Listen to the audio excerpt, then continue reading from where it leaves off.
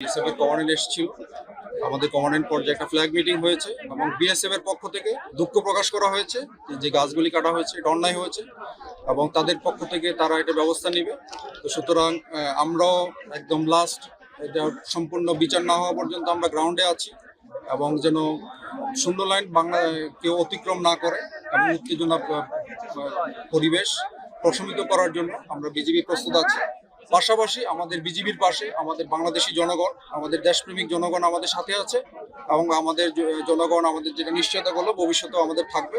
সুতরাং আপনাদের মাধ্যমে আমি রিকোয়েস্ট করতে চাই, বর্তমানে শূন্য লাইন বরাবর আমাদের জনগণকে দূরে সরে আসার জন্য বিজিবি আমরা দিনরাত প্রস্তুত আছি। আমরা ইনশাল্লাহ যে কোনো পরিস্থিতি আমাদের বিজিবি কন্ট্রোলে আছে। আর একটা বিষয় জানতে চাচ্ছিলাম, কয়েকজন আহত হয়েছে এবং ওই পক্ষ থেকে বোমা নিক্ষেপ করা হয়েছে বেশ কিছু।